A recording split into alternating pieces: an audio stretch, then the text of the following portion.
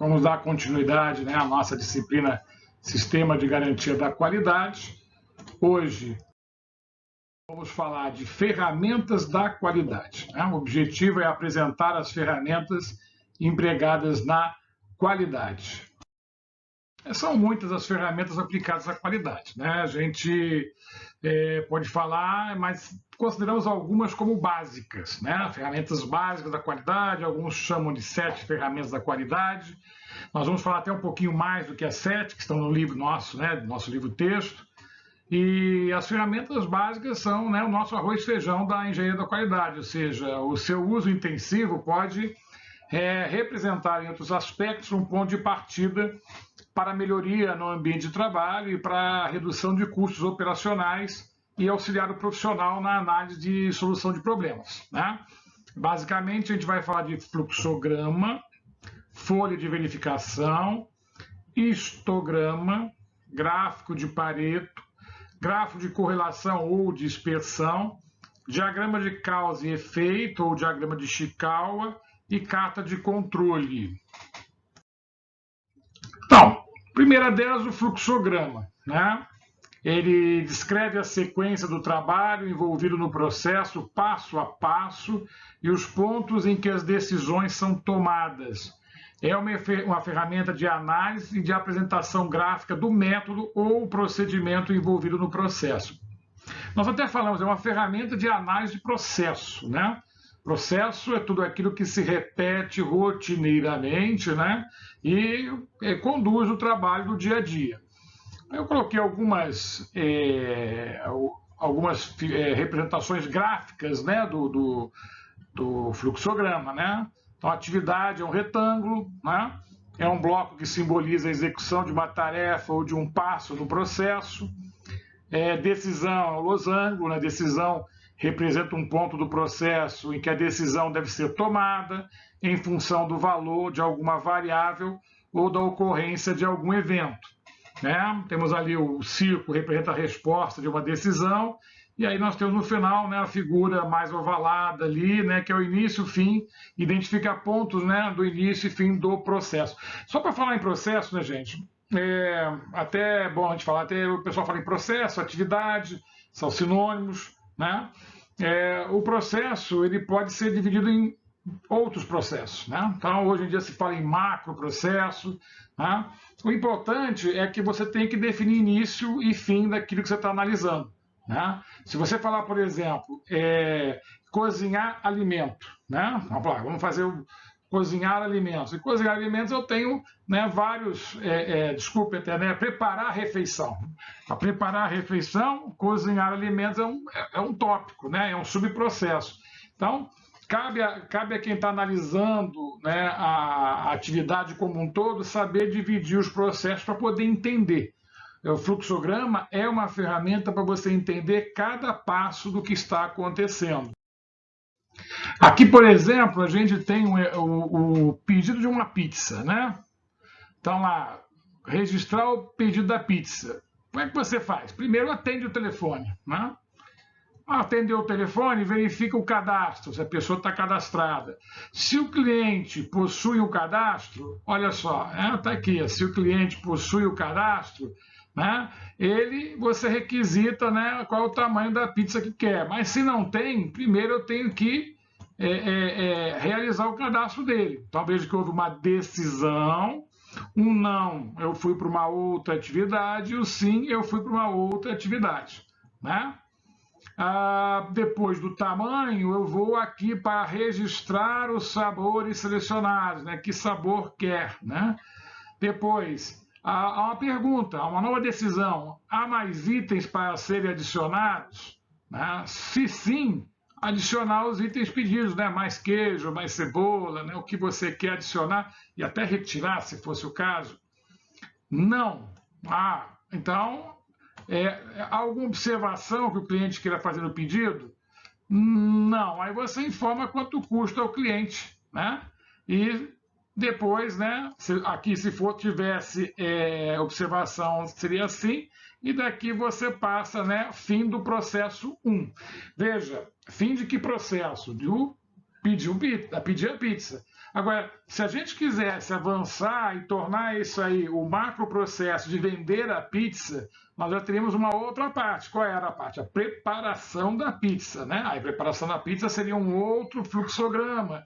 Depois eu teria o quê? Eu teria a entrega da pizza, seria um outro fluxograma. Ou seja, eu posso decompor de várias outras formas o processo. O importante é entender como se faz esse desenho. Nós temos outras ferramentas, além de fluxograma, hoje, para desenhar processo, né? E a informática ela foi muito importante porque ela trouxe essa ideia para a gente. Veja bem, hoje, ainda hoje, para ensinar o computador a fazer alguma coisa, eu preciso falar passo a passo para o computador, né? Hoje nós estamos evoluindo para a inteligência artificial, mas ainda se ensina o computador. Para ensinar o computador, eu tenho que ser bem básico nos meus comandos, né? Quando eu vou criar lá os meus códigos, né? Eu tenho que passar tudo muito básico para ele, para que ele possa entender, né? Então a informática passou a requerer isso, tanto que se transformou num grande negócio a modelagem de processo, né? A modelagem de processo, ela dá origem, por exemplo, a você fazer como é que entende o negócio, ensinar o programador, né? Tem até uma figura do analista de sistema, né? Que ensina, né, o programador o que deve fazer.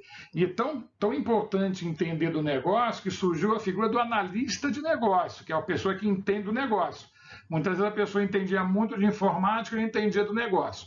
Hoje em dia já tem mais uma fusão disso, né? A pessoa tem que entender das duas partes, né? Mas para a gente entender como modelar o processo é muito importante. E se você modela o processo, aí voltando agora para as pessoas, né? Você consegue treinar as pessoas. Por exemplo, eu poderia chegar aqui, ó, atender o telefone. Parece simples, né? Mas como é que você atende um telefone? Principalmente uma empresa, né? Então eu posso dizer para o meu funcionário o que eu quero que ele diga, né? Boa noite, pizzaria Cirilo, é um prazer atendê-lo. Qual o seu pedido? Tá? Quer dizer, eu tenho que passar alguma imagem para o meu cliente. Quantas vezes vocês ligaram para uma empresa e foram atendidos as mais diversas, né? Dependendo do humor da pessoa. Isso é falta do quê? De procedimento, né? É falta de qualidade, né? E agora, quando a gente fala em falta de qualidade, aí vem essa questão. A pessoa foi selecionada bem para o cargo, né? Eu digo que o processo do recurso humano é colocar as pessoas certas dentro da empresa. Às vezes a pessoa não tem perfil para atender telefone, né? A pessoa é mal-humorada por natureza, né? Mas treinou a pessoa, né? Eu gosto de contar este exemplo, né? Eu fui fazer um exame de sangue numa empresa X aqui em Niterói. Eu vou dizer, a qualidade não foi boa, porque eu sentei, né? Fui lá, fiz o cadastro, sentei, num dado momento falei assim: o senhor Rogério, eu levantei e fui. Quando chegou lá, a atendente falou: olha, vamos fazer os exames tais. Eu falei: não, esses exames não são meus. O senhor não é o Rogério da Silva? Eu falei: não sou o Rogério da Silva, sou o Rogério Cirilo. Ah, não, então a pessoa errada. Veja bem, eu, cliente, é que sou errado. Ela chegou, Rogério, eu levantei. O Rogério da Silva não levantou, né? Aí eu voltei de novo para a fila, aí depois fui chamado de novo, e aí a pessoa disse: olha, tá difícil tirar seu sangue. Pela primeira vez na minha vida, em 40 anos, alguém tinha falado isso para mim. Conclusão, nunca mais voltei nessa empresa, né? Aí escolhi, eu fui no Labs, que fica ali, aí podemos fazer propaganda, fui no Labs, que fica dentro do Hospital de Olhos. Cheguei lá, o serviço de atendimento, né, peguei minha senha, fui rapidamente atendido, a pessoa disse: bom dia, seja bem-vindo. Educação cordial, né? Não precisa abraçar e tudo mais, né? Dizer: bom dia, senhor, seja bem-vindo, sente-se. E fez rapidamente serviço. Depois eu fui fazer o meu exame de sangue e fui muito bem atendido pela pessoa, né? Com cordialidade, com um padrão, e tirou o sangue muito bem. Ok. Eu falei: nossa, que atendimento bom. Aí no segundo exame eu falei: vou lá fazer de novo, né? Para ver se funciona. E funcionou igualzinho, detalhe, com outras pessoas, né? Aí isso quer dizer o quê, gente? Pessoas bem selecionadas, bem treinadas e que estão felizes também na empresa. Até numa terceira oportunidade, eu cheguei a perguntar para a pessoa que, né, o técnico de enfermagem que tira o sangue lá, eu falei, olha, eu vejo que vocês repetem muito bem o procedimento, não sei, nós somos muito bem treinados, somos cobrados disso. Aí eu fiz a pergunta, você se sente bem na empresa? Não, gosto da empresa. Quer dizer, é um conjunto, né? E um conjunto que passa pela definição dos processos. Não há qualidade se os processos não estão em ordem. E para estar em ordem, eu preciso desenhar meus processos. Você chega numa empresa e não encontra o fluxograma dos processos, a modelagem do processo, então pode apostar que não tem qualidade. Pois bem, temos uma ferramenta aqui, é a folha de verificação. É uma folha interessante, né? Não é muito complicada, mas é uma ferramenta que às vezes as pessoas não usam, né? Folha de verificação é um quadro, está errado aqui, depois vou corrigir, quadro para o lançamento do número de ocorrências de um certo evento, né? A sua aplicação típica está relacionada com a observância de fenômenos, né? Observa-se o número de ocorrências de um problema ou de um evento e anota-se na folha de frequência. Então, eu vou ter aqui, né, eventos, né, e quantas vezes ocorreu, né, esses eventos. Você imagine, por exemplo, que eu fizesse uma pergunta, e como é que tudo isso começa? Normalmente por um questionário, né, ou pela observação direta, mas aí a observação direta de uma pessoa. Se eu fizesse a pergunta, né, o que está... veja bem, em qualidade não é só o que está de errado, né? O que está de errado ou o que pode melhorar. Então, eu perguntaria o que está de errado ou pode melhorar, né, na sua casa. Né? Você falaria, como é que você faria isso? Você faria uma reunião, pessoal. Olha, vamos lá, vamos fazer uma reunião. Né? E aí as pessoas começariam, né, a dizer... Olha, eu acho que está errado, aqui é muita gente, ou aqui é pouco espaço. Quer dizer, você começaria a tentar entender quais são os problemas e quantas vezes isso ocorre, tá? Aqui temos um exemplo, né? Um produto lente, tá? Lente, né? Está defeituosa, né? E aí... Como é que foi feito? Foi feito aqui, ó. Quantas vezes no final do produto se contou lentes arranhadas? 12 vezes. Tá? E aí foi trinca, revestimento inadequado. Veja, quem tem mais, quem apontou mais defeito foi no revestimento inadequado. Então, olha só, se eu quero melhorar a qualidade, quando a gente fala em melhorar a qualidade, eu tenho que atentar que eu não tenho, às vezes, dinheiro para mudar tudo, né? Nem tempo, e os recursos são finitos. Então, a ideia seria atacar isso aqui, né? Revestimento inadequado. Isso seria o quê? O nosso problema de maior relevância do que foi apontado. Se eu conseguir resolver esse problema, eu já resolvo aqui, né, 55 observações que foram feitas. Entenderam? Então, a folha de verificação é muito prática para a gente poder detectar qual o problema que está realmente tirando a qualidade do nosso processo, do nosso produto. Bom, histograma, gente. Histograma é um gráfico, né, de barras verticais que apresenta valores de uma certa característica. O que é importante? Agrupados por faixa. Tá? É útil para identificar o comportamento típico de uma característica. Então, eu vou por faixas. O que eu fiz aqui? Eu fiz um exemplo em que eu vi os atendimentos por região, mas eu dividi por trimestres. As minhas faixas são trimestrais. Tá?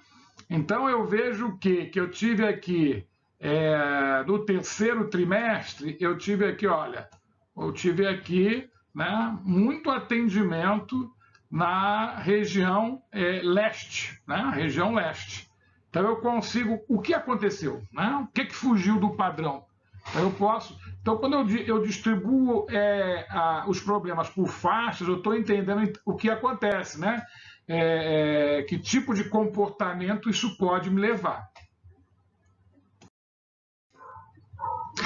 Bom, aqui nós temos uma ferramenta chamada gráfico de dispersão, né? Permite visualizar a correlação entre duas grandezas, né? Então, quando a gente fala em correlação, se acontece uma coisa, o que implica em outra, né? Se essa correlação ela é próxima, é porque implica, né? A gente está tendo uma coisa que tem uma certa correlação, né? Então eu posso dizer que o tapete, o carro apresenta defeito porque o tapete está mal dimensionado, o tapete do carro, né? Eu posso dizer que ele apresenta um índice de reclamação. Quer dizer, eu procuro entender a correlação entre uma coisa e outra, né? Eu uso então esse gráfico de, né? Aqui foi um gráfico, né, de produtividade, né, e de altura da planta, né, para ver se havia uma correlação entre produtividade e altura da planta. Quanto mais próximo aqui, mais existe sim um grau de relação entre os dois, né? Mas a gente vê que tem pontos aqui que mostram que não há correlação nenhuma. Então é para poder entender, né, como é que se dá essa relação entre duas variáveis. Ok, chegamos num que é muito importante também, todos eles são importantes, mas é o gráfico de Pareto, né?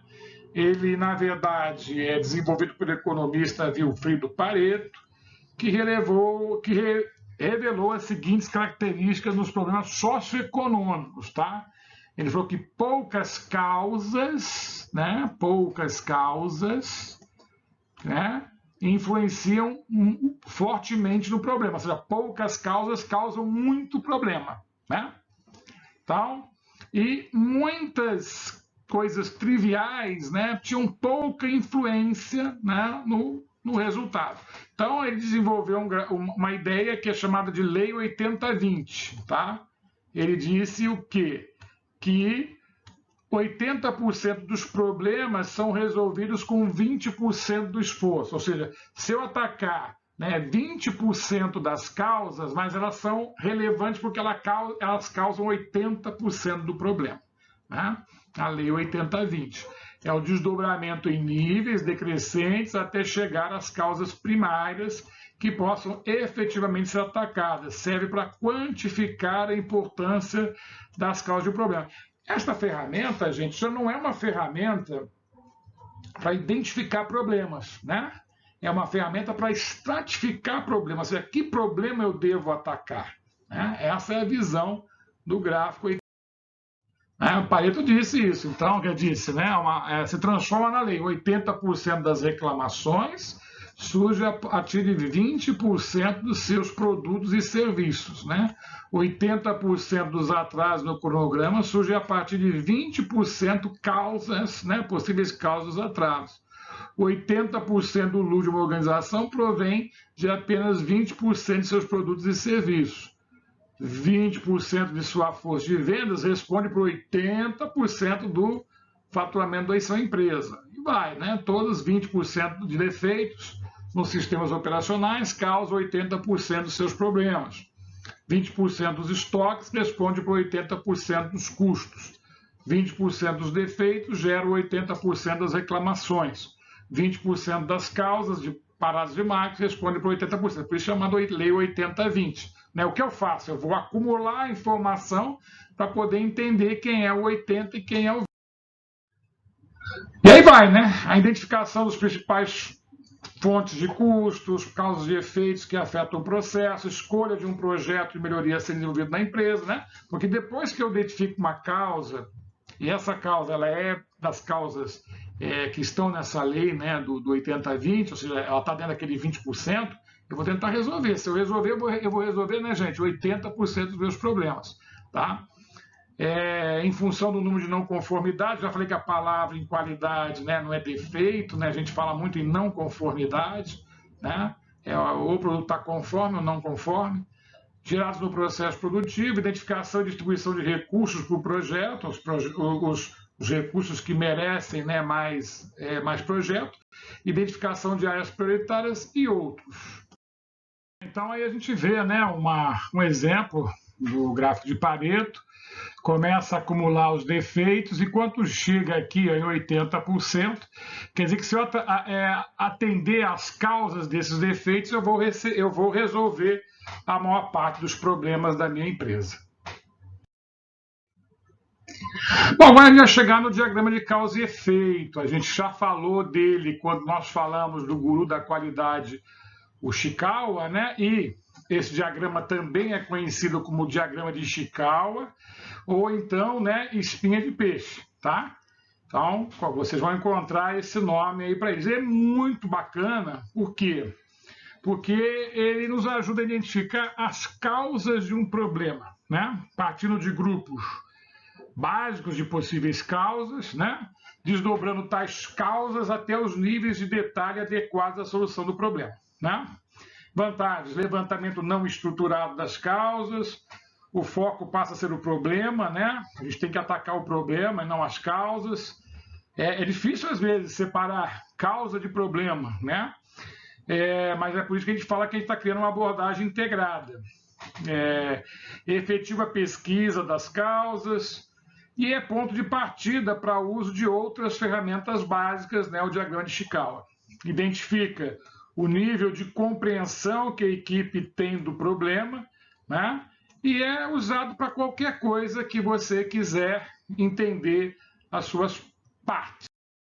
A gente costuma aqui, por isso que o nego chama de diagrama, né, de causa e efeito, né? Tá aqui, o efeito ou o problema tem que estar na cabeça do peixe, ok? É ali que a gente vai colocar o problema, né? E aí é muito comum a gente dividir nos 6 M's. Material, né? Ou seja, as causas, né, que podem ocasionar o efeito, defeito, problema, que sejam de característica material, ou seja, o problema esteja no material, ou então mão de obra, né? As causas estejam relacionadas à mão de obra, né? Método, como fazer, né? Quais são as causas que estão relacionadas com o como fazer.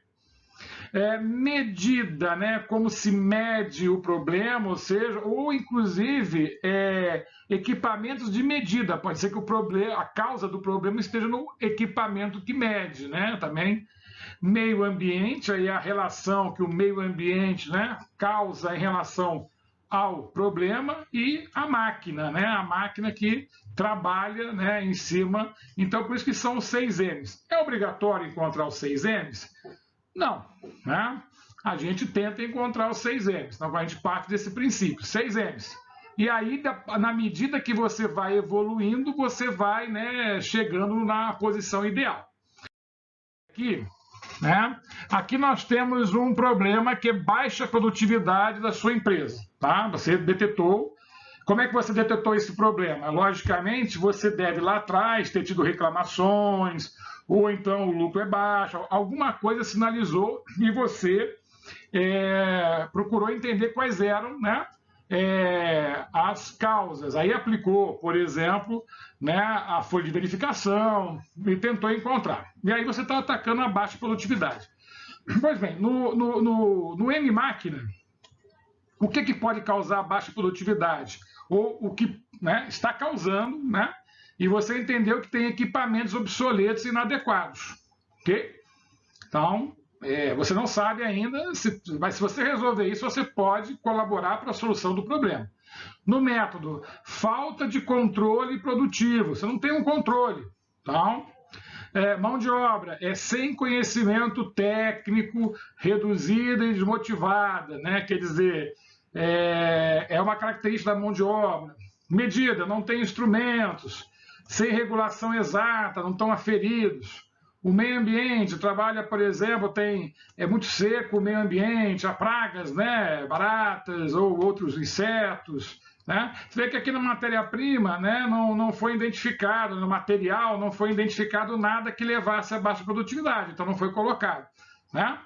Quer dizer, quando eu chego a estas causas, me falta depois priorizar a causa, né? Aí eu vou tentar, aí eu posso usar o Pareto, né? Eu já tenho essas causas, aí eu vou tentar entender quais são, né, aquelas 20% das causas. Se eu conseguir entender as causas que geram 80% do problema, eu já vou, não vou eliminar o problema, mas vou atenuar muito. Posso depois rodar tudo de novo, né? Existe uma ferramenta interessante que é a carta de controle. Tá? A carta de controle, para colocar um processo sob controle, é necessário analisar todos os desvios significativos de comportamento que venham a ocorrer ao mesmo tempo, identificar suas causas e resolvê-las sempre que possível, né? O que quer dizer o seguinte, aqui você usa muito a estatística, o uso, né, do controle estatístico de processo.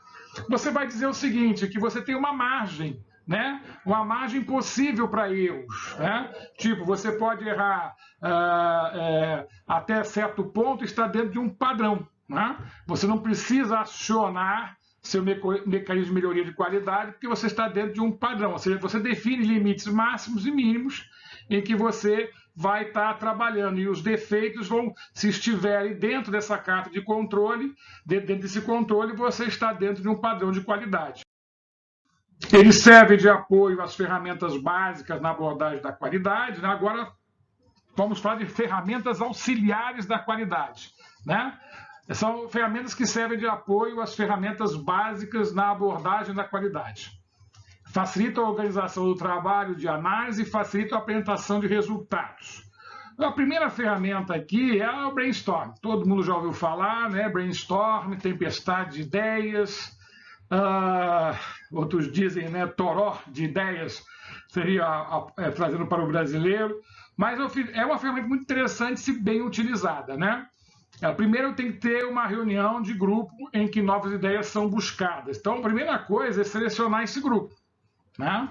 Muitas vezes você vai ter que escolher pessoas, não só pessoas da alta administração, ou só gerentes, às vezes tem que buscar gente do chão de fábrica. Lembrando que a palavra, né, o chão de fábrica, a expressão, é o nível operacional, é quem executa, né? Então é muito importante ter essas pessoas junto com você, para você tentar entender como solucionar.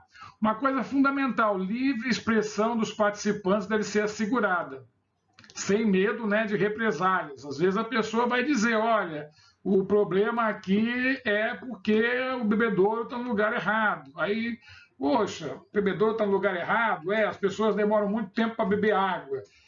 Aí alguém vai dizer, então, será que o supervisor da fábrica não viu? É o culpado? Veja, não é para você buscar culpados. O que você quer, na verdade, é resolver problemas. Isso é importante. Por isso, o gestor do brainstorm, a pessoa que conduz o brainstorm, tem que ter uma certa autoridade e tem que deixar o grupo fluir. Muito importante, o gestor normalmente não fala, né? É uma das técnicas, ele não fala, ele deixa as pessoas falarem e anota tudo, né? E depois começa a depurar. Porque é muito importante maximizar o fluxo de ideias. Deixar as pessoas falarem mesmo, porque às vezes uma ideia que aparentemente para uma pessoa não fosse ideal, para outro ele fala, né? E acaba sendo depois a solução, né? Maximização da criatividade e capacidade analítica do grupo, né? Então, existem, né, outras formas também dentro das ferramentas auxiliares, técnica nominal de grupo, que é criar grupos, né? E aí a gente pode até lembrar os grupos que o Chikawa falou, né? O ciclo de controle da qualidade tem muito a ver, né? Apresentação, né? Checklist é uma ferramenta muito interessante, que é a lista de verificação, né? É aquela relação que você prepara e que você diz, está feito, está feito, está feito, não está feito, né? Ter checklist é muito importante, né? É aquela tal história. Eu tenho um amigo que ele foi ser gerente de um shopping, lá do Fashion Mall. Ele foi ser gerente do shopping, e como ele tinha um passado, né, também de marinha, ele trabalha muito com checklist. A gente tem checklist de tudo. Então, e aí quando ele chegou no shopping, não tinha checklist, né? Então, as oficinas de manutenção não tinham checklist, se comprava ferramenta toda hora. Então, ele organizou o checklist, e aquilo foi um impacto muito grande, né? No Fashion Mall, ele foi, inclusive, guindado a ser o primeiro gerente do Via Parque, né? Então, é muito interessante. Eu gosto de preparar checklist para tudo, né? São as tarefas a fazer, e aí eu vou dizendo o que é que eu fiz, né?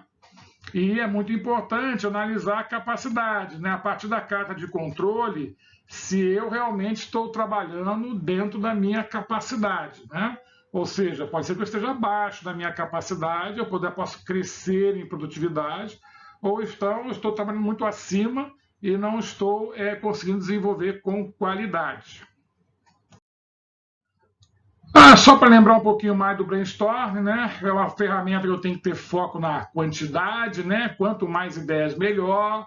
Eu tenho que evitar a crítica, né? na reunião, né? É muito importante. Apreciar as ideias fora do comum, essas são as melhores. Combinar as melhores ideias, né? Ou melhorar as ideias. Colocar as ideias em ação, né, é importante, e acompanhar a evolução dos resultados, né? Não no brainstorm em si, né, mas eu posso criar novos brainstorms, novas reuniões, né? E aí vai, né, é muito importante. Tem várias técnicas de reunião, né? O importante é ser produtivo. Eu já participei de reunião que durou 2, 3 horas. Imagine como é que é o cansaço de reuniões de 2, 3 horas. As pessoas falam, de repente são pessoas que têm mais autoridade, falam mais ainda, né? Parece um campo de exposição de ego. Então, assim, quem planeja uma reunião, ele tem que planejar essa reunião para ela ser objetiva, para as pessoas ganharem tempo, né? Então, uma boa reunião, ela tem que ter uma pauta, né? O que é uma pauta? Justamente os tópicos que vão ser trabalhados. Então, primeiro, escolher bem as pessoas, né? Às vezes você não escolhe, porque às vezes você precisa de pessoas de outro departamento. E às vezes escolhem pessoas até que não têm capacidade de estar na reunião. Isso é um problema. Mas se você puder influenciar para que as pessoas sejam as melhores pessoas para aquela reunião, né? Procurar escolher um horário que não atrapalhe ninguém, né? É difícil, né? Mas procurar ter um horário que não atrapalhe ninguém. Mesmo assim, como você é o coordenador, tem que estabelecer esse horário. Que esse horário não ultrapasse 1 hora, né? Normalmente reuniões acima de 1 hora são improdutivas, né? As pessoas começam a partir de um determinado ponto a falar de outras coisas, fogem totalmente, né?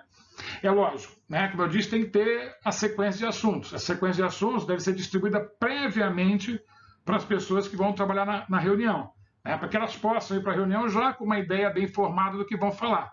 E, evidentemente, vai ser um campo de discussões, não há problema, mas você tem que controlar o tempo, né? Ter, no final, a famosa pauta aberta também é válido, mas minimizar a pauta aberta, né? A não ser que se você pode permitir que as pessoas, antes da reunião, te encaminhem assuntos para você avaliar se é pertinente ou não colocar na reunião, né? Então, senão vira uma fogueira realmente de vaidades e não se termina nunca. E muito importante, ter uma ata dessa reunião, que deve ser distribuída o mais rápido possível, né, que tenha realmente resultados, né, da reunião. Se você foi com uma proposta de identificar um problema, que esse problema tenha sido identificado. Atribuído a alguém, tem que ser alguém, né, da unidade da empresa, tem que ter prazo, né? Se não vai ter prazo, porque não é competência de quem está na reunião, mas que leve alguém para que atribua prazo, né? E hoje, né, gente, a gente tem ferramentas de reunião online, né? Então a gente tem aí instrumentos, né? Mas a gente está vendo, né, o que está acontecendo. Tem gente que vai, né, para uma reunião online, nós temos aí, né, o Hangouts que nós estamos utilizando, tem outras ferramentas que podem ser usadas, né? Teams da Microsoft, o Zoom também, ou seja, a ferramenta online também pode ser um problema, porque as pessoas às vezes não fecham o microfone e aí falam a qualquer momento, né? Tem gente que deixa a reunião e sai, né? Sai para fazer outras coisas, diz que está logado, né? Isso, quer dizer, disciplina na reunião é fundamental. O brainstorming é uma forma de reunião e precisa de disciplina. Bom, gente, como aplicar essas ferramentas básicas, né, e auxiliares da qualidade, né? Então, a gente tem ferramentas para identificar corretamente o problema, tá? Apesar de tudo aqui, eu gosto muito de iniciar pelo brainstorm, né? Esse brainstorm, gente, pode até se tornar um brainstorm virtual, né? Ou seja, fazer um questionário, e eu preciso entender, eu posso ter uma visão do processo que não é a mesma visão de todos, né? E aí ao brainstorm eu posso aplicar isso. Depois eu vou fazer com certeza um fluxograma. né? O processo tem que ser delineado, eu tenho que desenhar o processo, né? E desse fluxograma eu posso fazer um checklist, né? Que aí são os pontos. A análise de campo de força eu já vou falar com vocês, ela está um pouquinho fora das ferramentas, eu já vou mostrar para vocês a análise de força de campo, né? Depois que eu fizer, né, eu ainda tenho aqui como observar alguns dados, a carta de controle, né, o gráfico de tendência, o histograma, a folha de verificação, né, a folha de verificação é uma ótima ferramenta. Bom, identifiquei problema, agora eu vou, né, posso fazer um brainstorm para analisar as causas, folha de verificação, gráfico de Pareto, checklist e principalmente o gráfico, né, de causa e efeito. Ele é um dos mais importantes, que, né, não está aqui listado agora, mas é só para citar que é um dos mais importantes, né? Evidentemente, existem várias formas de abordar o problema, né? Eu costumo dizer que a pior forma é você não querer ver, né? Quando a pessoa está atenta, ela procura ver, e aí vem aquele conceito de sempre há algo a melhorar. Então, o seu olhar não é de olhar de achar coisas erradas, né? O seu olhar é o que eu posso melhorar nesse processo? O que eu faço aqui que eu poderia melhorar? Aí, eventualmente, ou praticamente, você vai encontrar erros no processo, né? Isso aí vai ser... E aí, a partir daí, eu vou designar várias atitudes, né? Vou provocar como melhorar o meu processo. Então, o que tem que estar na cabeça da pessoa é exatamente como eu vou melhorar meu processo. Eu tenho que estar atento a isso. Por isso que ter numa empresa um comitê de gestão da qualidade, ou ter numa empresa um departamento, né, de qualidade, tudo vai depender do tamanho da empresa, mas se for o caso, ter uma pessoa pensando em qualidade, né, designada para isso, né, não um encargo colateral, mas designada para isso, para que ela possa rodar essas ferramentas constantemente e estar identificando como melhorar, né? A gente vê, por exemplo, aquele termômetro de qualidade lá das lojas Renner, né? Quando você sai, você diz se está satisfeito ou não, né? Pode não ser perfeito, não é perfeito, mas dá uma ideia. Se todo mundo marcar que não está legal, não está legal, não está legal, vai gerar um alerta vermelho em algum lugar e alguém vai tentar entender a correção do problema, né? Então, a gente pode, né? Reclamações são sempre sinal de alguma coisa, tá? Costumo dizer que as pessoas reclamam de tudo, né? Você pode pegar uma coisa que todo mundo está gostando, você vai encontrar alguém que não está satisfeito. Mas aí é que você vai medir, né? Você vai identificar que existe, né, 1% de pessoas e vai tentar analisar se realmente esse 1% tem razão. São questões subjetivas, né, gente? Às vezes a pessoa tem uma tendência a não gostar mesmo, né? Tudo que é apresentado para ela de alternativa, ela não gosta, né? Eu tive um amigo que passou muito tempo na Marinha reclamando, né, de que as coisas não estavam bem, reclamava, hoje não está na reserva e continua reclamando. Aí eu cheguei à conclusão, ele, né, 40 anos reclamando porque é o LIP, né, que eu falei, né, no início da história, né, o que está sempre falando sobre defeitos, né, a hiena, né, tinha o leão e a hiena no desenho animado, o LIP era o cara que, LIP hard, né, eu falava a vida, o azar, agora não me lembro quem era quem, mas era a pessoa que estava sempre reclamando. Você tem, né? O cliente tem sempre razão? Isso é um slogan. Verdade. Você tem que atentar para o cliente, né? Você tem que olhar para o cliente. Isso já faz parte do processo da qualidade.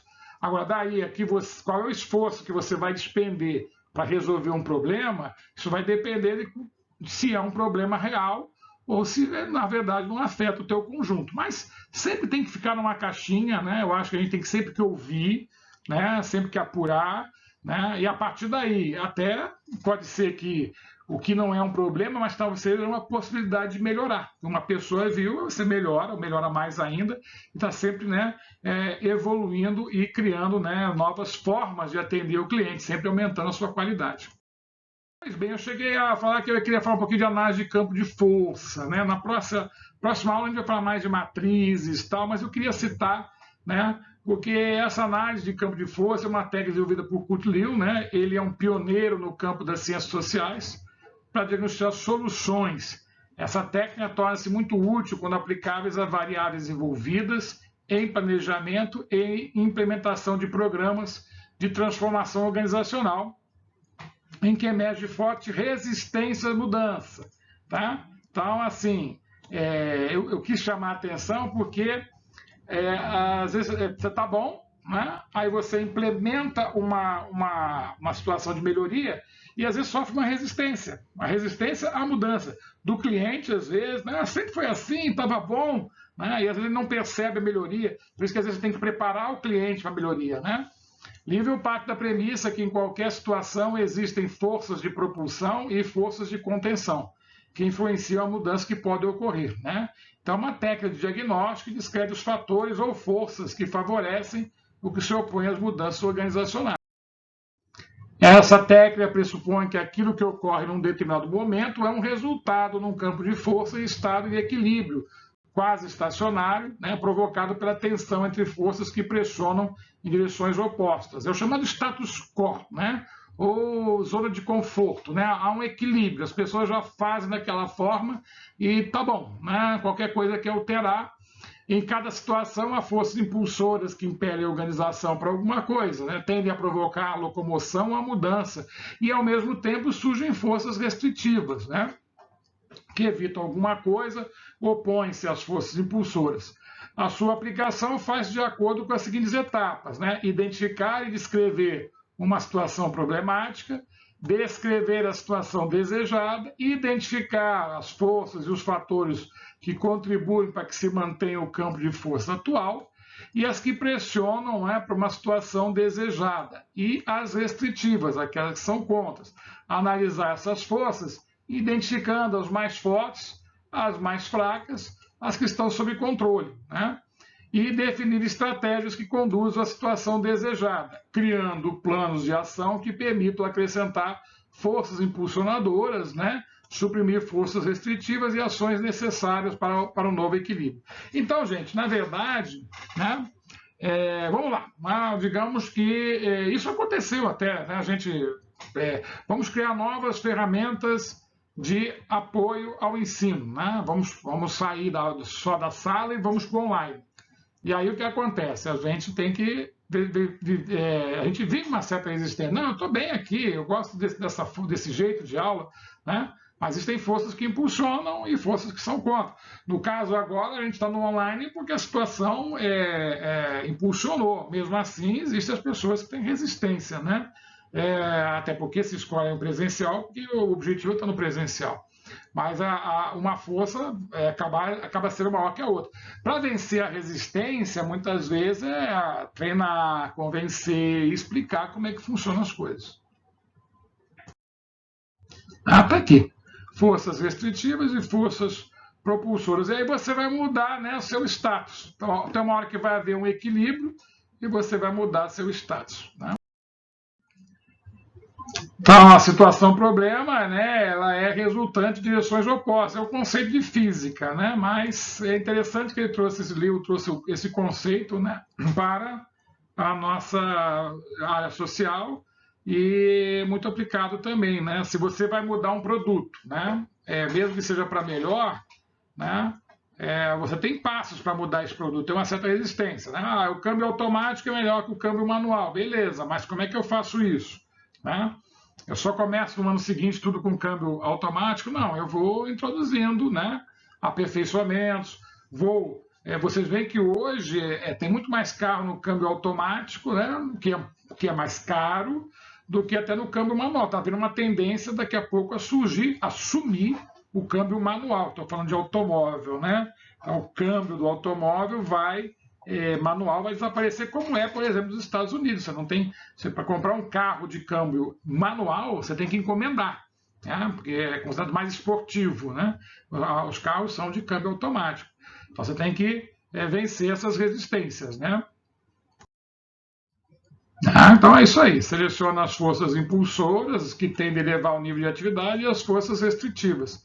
E aí você vai agir, né, sobre essas forças restritivas, né? Vai criar estratégias, né? Se o seu problema, por exemplo, é o pessoal de mais idade que é resistente ao carro automático, então não desconto. Né? Vamos dar um desconto para quem tem mais idade e quer levar o carro automático. Você tenta mudar um pouco a cabeça da pessoa. Então, forças que são impulsoras são as ambientais, recursos suficientes, equipamento adequado, instalações confortáveis, ambiente prazeroso, tempo disponível, né? E o que é restritivo? Pressões normais externas, um horário muito rígido, interferências e interrupções, equipamento falho, né? Tamanho do grupo, um ambiente desagradável. Normalmente a gente vai de 1 a 5, né, na intensidade das forças. Então a gente vai definir qual força é mais forte e qual força de 1 a 5. Né? Qualquer que seja, né, o número de forças de cada lado, a sua sômica será 0. Né? Ou seja, se você somar, tem que dar 0 para caracterizar que você está em equilíbrio. Aí depois você vai trabalhar nessas forças.